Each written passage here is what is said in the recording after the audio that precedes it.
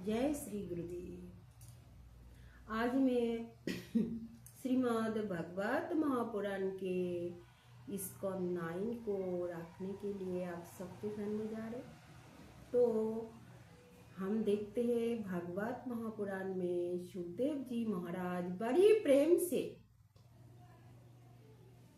परीक्षित राजा परीक्षित को भागवत कथा सुनाते हुए कहते हैं, हे परीक्षित, अभी मैं तुम्हें सूर्यवंशियों कथा और चंद्रवंशियों कथा सुनाने जा रहे। तुम ध्यान से सुनो।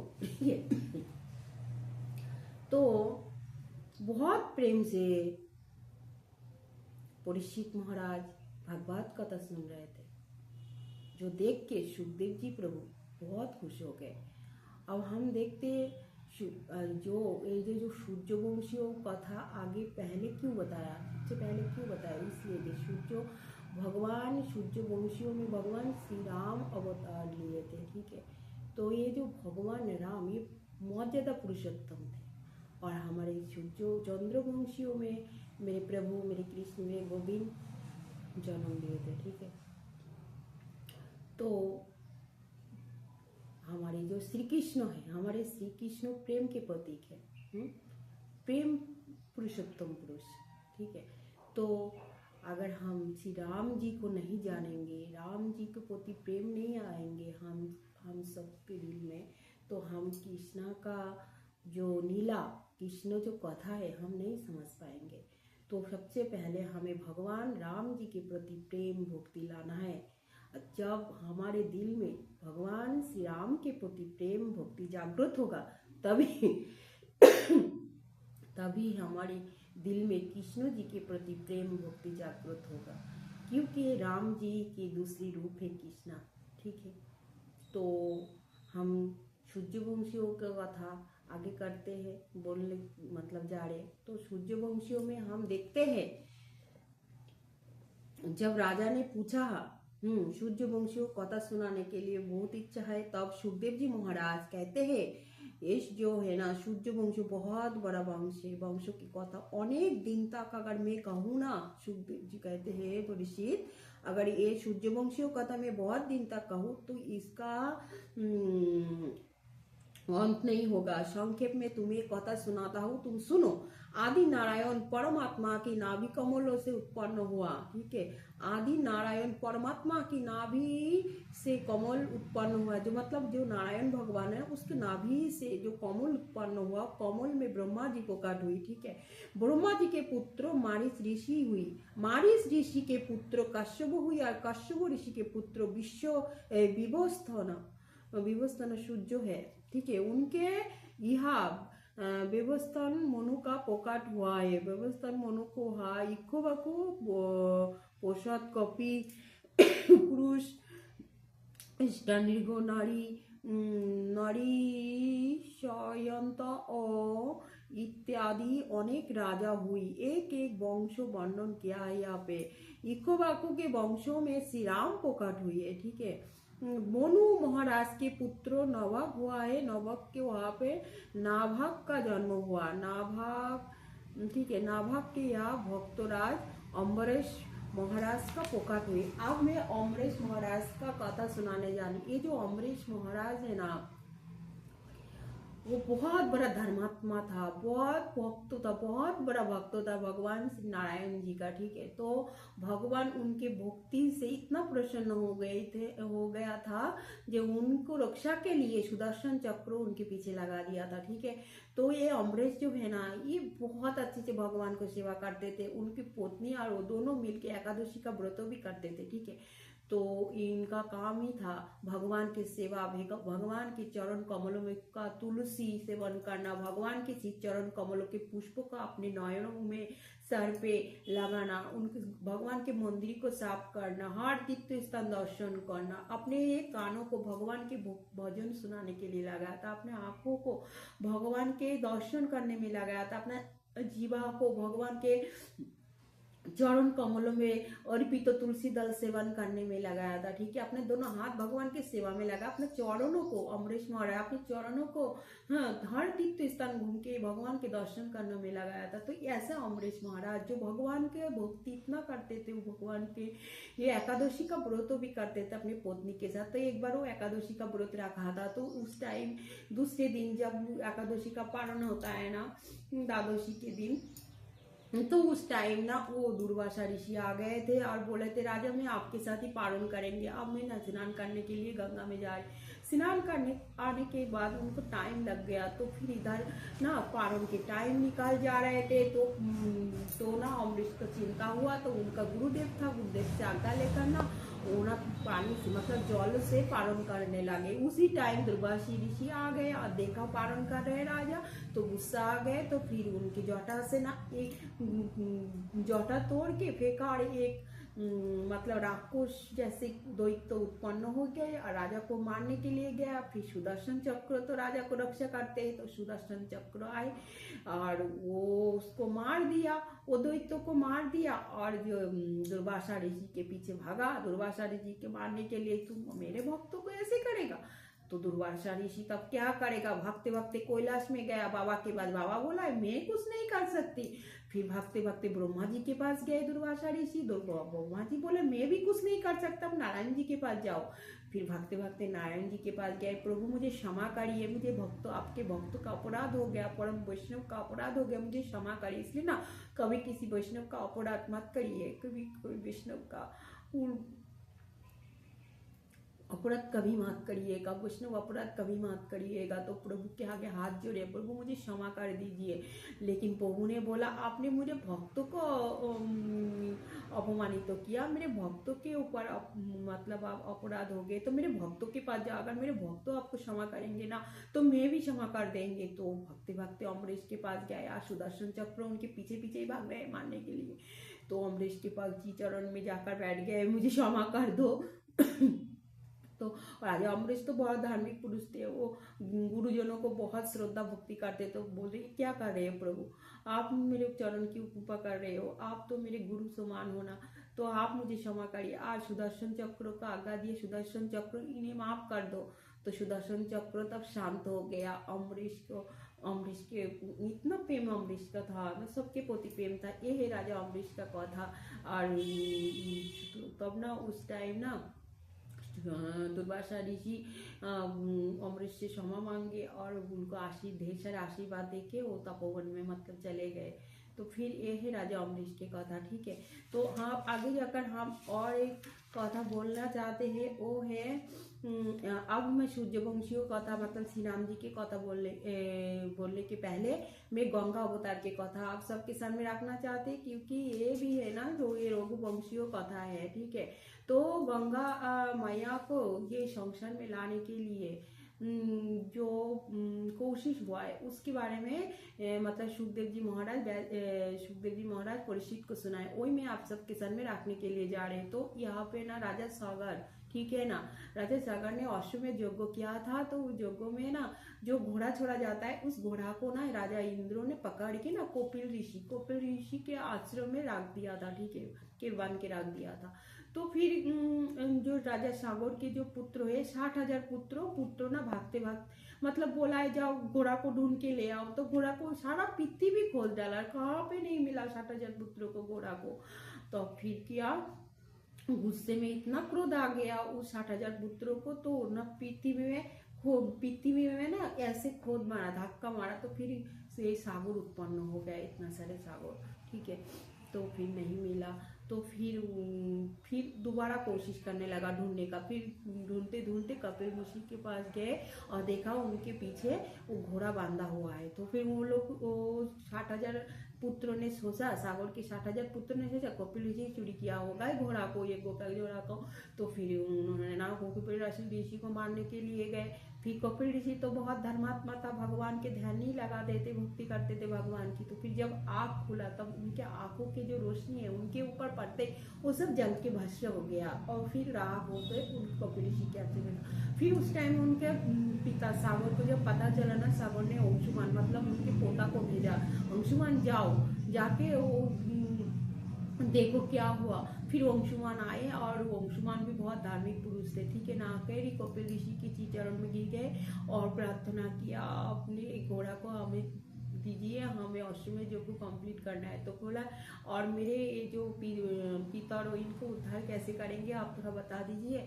तो फिर कपिल ऋषि बहुत धार्मिक पुरुष थे और बहुत प्रेम भी थे उनके अंदर। तो बोला तुम ही घोड़ा को ले जाकर यज्ञ करो और फिर दोबारा जब आओगे तब मतलब यज्ञ करो, और इन जो पितरों, आपको पितरों मतलब चाचाओं को रक्षा कर मतलब उद्धार करने के लिए आपको गंगा मैया को इस धरती पे लाना पड़ेगा। तो फिर वो सुन के चले गए, उनको प्रणाम करके और जाकर अश्वमेध यज्ञ को कंप्लीट किया, ठीक है। तो फिर कंप्लीट होने के बाद उसने ना मतलब अंशुमान ने ना बहुत तप प्रार्थना कठोर तप करने शुरू किया गंगा मैया को धरती पे लाने के लिए, लेकिन गंगा मैया नहीं आया, ठीक है ना। तो फिर उनका देह अवसान हो गए, मतलब उनका उन्होंने प्राण त्याग दिया तप करते करते, कुछ गंगा मैया प्रसन्न नहीं हुई।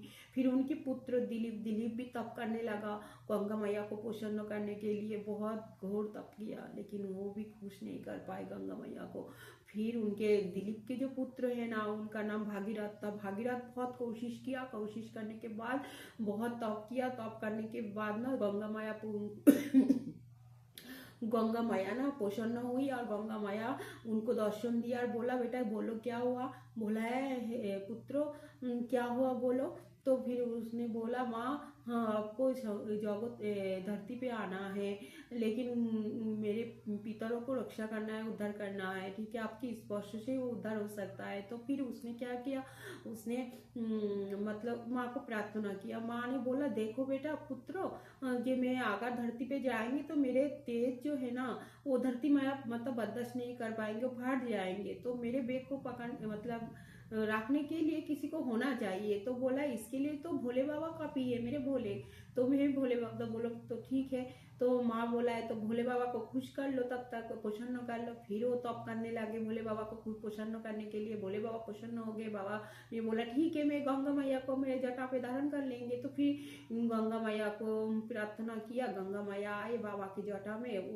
वो था वैशाख शुक्ल पक्ष सप्तमी तिथि, ठीक है। बाबा की जटा में आए, तो बाबा की जटा में आकर बाबा ने बोला अरे गंगा मैया मेरे जटा में आया और मेरा सारा ठंडी रहेगी। तो ठीक है ना, बाबा तो बहुत वाला। तो फिर बाबा ने फिर गंगा मैया बाबा की जटा से निकालने का रास्ता नहीं मिल रहा था, क्योंकि बाबा रख दिया था जानबूझ के जटा में। तो फिर भागीरथ ने प्रार्थना किया दोबारा, बाबा अब गंगा मैया को छोड़ो। तो फिर वो ना ज्येष्ठ महीना का सप्तमी तिथि नहीं ज्येष्ठ महीना का शुक्ल पक्ष दशमी के तिथि के दिन बाबा ने अपने जटा से वो गंगा माया को छोड़ा, ठीक है। फिर गंगा माया वो भागीरथ के पीछे पीछे पीछे भागीरथ जहाँ पे जाते रहे, भागीरथ के रथ के पीछे पीछे गंगा माया जाते रहे और वो सब स्थान पवित्र करते रहे। फिर अब में सारी जगह घूम के फिर भागीरथ के पीछे पीछे वो गंगा मैया ना कपिल ऋषि के आश्रम में आए और उनके दादाजी का मतलब सॉरी चाचा जी का जो दिया था उसको स्पर्श करते वो सब उद्धार हो गए। अब दिव्य रोशनी को काट करके वो लोग स्वर्गपुरी में चले गए, ठीक है। ये है गंगा मैया का पोकट, ठीक है। तो ये गया गंगा मैया का पोकट, ये भी तो ये इसी स्कंद में है। तो फिर अब राम कथा के आगे हम बढ़ते हैं, राम जी के कथा में आगे हम बढ़ते हैं, ठीक है। तो राम जी के जो है ना राजा दिलीप के वहाँ बालक हुआ, उस बालक का नाम था रघु, ठीक है। दिलीप के वहाँ पे कौन हुआ, रघु हुआ। रघु के वहाँ पे औज हुआ और औज के वहाँ पे राजा दशरथ हुआ, ठीक है। तो राजा दशरथ जो है ना राम जी के पुत्र, राम जी के पिता है, ठीक है। राजा दशरथ के पूर्व पुत्र नहीं थे, तो उन्होंने यज्ञ किया। यज्ञ करने के बाद उनके 4 पुत्र प्राप्त हुए, उसमें राम लक्ष्मण भरत शत्रुघ्न, ठीक है। शत्रुघ्न तो राम लक्ष्मण धीरे धीरे बड़ा हो रहे थे। फिर वशिष्ठ मुनि के वहाँ पे उन्होंने अध्ययन किया, फिर बड़ा हुआ। एक बार फिर बड़ा जब हो गया मतलब युवा अवस्था जब हुआ तब ना वो राज्यों में वापस जाए अपने राम जी के पास, सॉरी दशरथ के पास, मतलब अपना माता पिता के पास राज्यों में। तो फिर उस टाइम ना राजा मुनि वशिष्ठ, ठीक है ना, सॉरी विश्वामित्र जी ने आए वो राजा को बोला, राजा आपका दो पुत्र राम जी को मैं ले जाना चाहते हैं, हम जब यज्ञ करते हैं तो उस टाइम में राक्षस आकर हमें बहुत डिस्टर्ब करते, तो राम ही रक्षा कर सकते हैं उसे मार के, तो यज्ञ को रक्षा कर सकते हैं राक्षसों को मार के, मतलब तारका राक्षस था, ठीक है। तो दशरथ ने पहले मना कर दिया, बाद में राम जी को भेजा, राम जी गए, बहुत बड़ा कथा है, छोटा करके बोला नहीं जा सकते। फिर राम जी गए, राम जी के साथ लक्ष्मण भी गए। फिर वहाँ पे विश्वामित्र जी ने यज्ञ शुरू किया और राम जी को बोला आप पहाड़ा दो, ठीक है। तो राम जी और लक्ष्मण जी धनुष लेकर पहाड़ा दे रहे थे, उस टाइम तारका आ गए फिर यज्ञ को भंड करने के लिए, लेकिन राम जी ने तारका को मार दिया। फिर यज्ञ को कंप्लीट किया, फिर राम जी को और लक्ष्मण जी को लेकर विश्वामित्र जी ना जनकपुरी में गया, जनकपुरी में वहाँ पे सीता मैया था। फिर वहाँ पे जाकर राम धनुष तोड़ा मेरे राम ने, हाँ था मेरे राम ने राम धनुष तोड़ा, हाँ।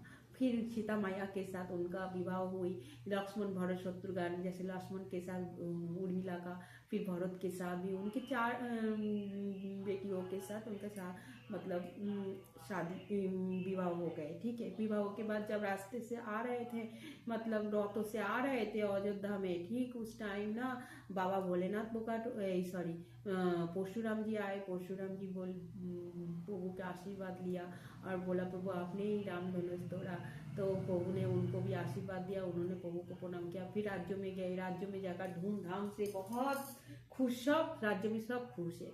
तो फिर दशरथ ने एक दिन याद किया जो अब मैं राम जी को राजा बनाऊंगा, ठीक है। तो राजा बनाने के लिए सारी तैयारी राज्यों में हो रहे थे। उसी टाइम जो मंत्रा है ना, मंत्रा नाम की जो कुटिल दासी है ना कोई कोई का, वो तो कोई का सर को घुमा दिया और कोई को बोला राम अगर राजा होगा तो भरत का क्या होगा। फिर कोई का दिमाग घुमा दिया, फिर दिमाग कोई ने राजा से वर मांगा, जे दशरथ जी के से वर मांगा जो राम जी को वनवास देना है और मेरे पुत्र भरत को राजा बनाना है। भरत उस टाइम नहीं था, अगर ये सब भरत रहते ना उस राज्य में, तब मतलब अयोध्या में अगर भरत रहता था ना तो कभी ऐसा होने ही नहीं देता। मेरा भरत जैसे राम भाई तो कभी इस संसार में हो ही नहीं सकते। लेकिन कोई के जैसे माँ भी संसार में होना भी नहीं चाहिए, लेकिन कोई भी जो कुछ किया है वो भी भगवान की इशारा से ही हुआ, क्योंकि संसार में जो कुछ भी होता है भगवान की इच्छा के बिना नहीं होता। तो फिर उस टाइम क्या हुआ, भगवान ने अपनी शक्ति मतलब उनके पिताजी का आज्ञा को पूरा करने के लिए, मतलब उन्होंने 14 साल के लिए वनवास को चुन लिया, राज्य को त्याग दिया। फिर वन में जब घूमते घूमते सीता मैया एक दिन क्या किया, सीता मैया एक दिन ना सोनार हरिण में अपना दिमाग लगा दिया, ठीक है, स्वर्ण हरिण में। तो स्वर्ण हरिण में उनको मतलब उसके पहले ना उस कोठी में, मतलब कोठी मान के रह रहे थे, उनके साथ बहुत जनों से मिलना हुआ। फिर बहुत बोलने जाएंगे ना बहुत बड़ा हो जाएगा, तो फिर मैं छोटा करके बोल रही हूँ। उसमें ना सुपर्णखा नाम की एक राक्षसी आकर राम जी से विवाह करने का, तो फिर लक्ष्मण जी ने गुस्सा आके उसका नाक काट दिया, ठीक है। तो फिर नाक काट के जब गए तब दुशासन नाम के वो दोनों भाई था राक्षस, वो दोनों आके राम जी से युद्ध किया, राम जी ने मार दिया दोनों को, ठीक है। अब ये बात जब सुपर्णखा को पता चला, सुपर्णखा ने अपने भाई रावण के पास गया, रावण बोला है और सीता मैया के बारे में सुना बहुत सुंदर है। फिर उनके दिमाग में ना लालच आ गए, ठीक है ना। तो फिर मारिस के पास जाकर रावण ने बोला है मारिस तूने स्वर्ण रूप धारण करके सीता मैया की कुटी में घूमते रहे ना, ठीक है। तो उस टाइम सीता मैया को ना वो स्वर्ण हिरण के प्रति ना उनका लोभ आ गए। तो फिर स्वर्ण हिरण को मारने के लिए राम जी को भेजा, जो उसको पकड़ के ले आओ, हिरण को पकड़ के ले आओ। लेकिन बहुत दूर भागते भागते ले गया राम जी को, साथ लक्ष्मण को भी चले गए। फिर कोठी में माँ अकेले था, माँ को लक्ष्मण गंडी लगा के गया था लक्ष्मण, लेकिन कुछ नहीं हुआ, हानि को कोई टाल नहीं सकते। फिर रावण आए, भिक्षण दे कहते कहते भिक्षा दो दे। देवी ने बोला, माँ सीता ने बोला मैं बाहर नहीं जा सकती, बोले बाहर नहीं आके को नहीं दोगे तो मैं ये ग्रहण नहीं कर सकते। तो फिर माँ मजबूरी से बाहर आके उनको भिक्षा देने के लिए गया, रावण हरण करके ले गया। जाते जाते जटायु ने रक्षा करने के लिए लगा, जटायु को भी पंखा काट दिया। फिर माँ माँ को लेकर अशोक वाटिका में रखा। रावण ने माँ को बहुत समझाया कि तुम मुझे शादी करना, लेकिन माँ तो भगवान है, माँ तो भगवान ही है, देवी है। माँ राम जी से कोई किसी की तरफ देखती भी नहीं है, माँ तो माँ ही है ना। तो माँ जब जब रावण मिलने के लिए आते, माँ अपने मुंह के साथ में तो ये रखते थे दुर्वा, ठीक है। तो रावण ने कुछ नहीं कर पाए, तो फिर राम जी ने भटकने लगे, सीता कहाँ चले गए, सीता कहाँ गई, सीता को नहीं मिला। फिर माँ ने बहुत तपस्या किया, बहुत दुख सहा अशोक वाटिका में।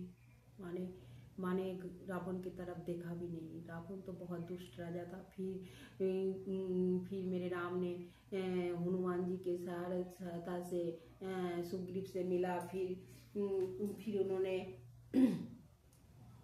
राम सेतु बनाया। राम सेतु बना के फिर लंका में आए, रावण को मारा, फिर मारा, कुंभकर्ण को मारा, फिर विभीषण को राजा बनाया, फिर अपने राज्य में वापस आए। लेकिन अपने राज्य में वापस आने के बाद सुख कहा था, राजा तो बन गया था, लेकिन जो राज्यों में जो पूजा ना राम सीता मैया को स्वीकार नहीं कर पा रहे थे। तो मेरे प्रभु मेरे राम ने कितना दुख सह के अपने हृदय में पाथर रखते हुए मेरी माँ को वनवास दे दिया। माँ ने पहले तो अग्नि परीक्षा दे चुकी थी, फिर दोबारा अग्नि परीक्षा।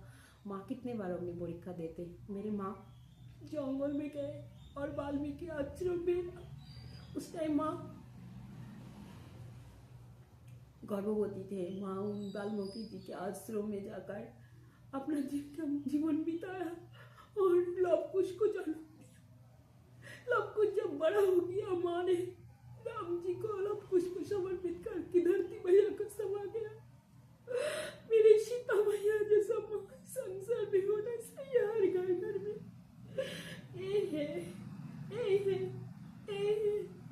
नवमी स्कंद का पहला भाग नवमी स्कंद बहुत बड़ा स्कंद है, ठीक है। तो दूसरा भाग में अगले दिन बताएंगे। आप सबके सब में रखेंगे जो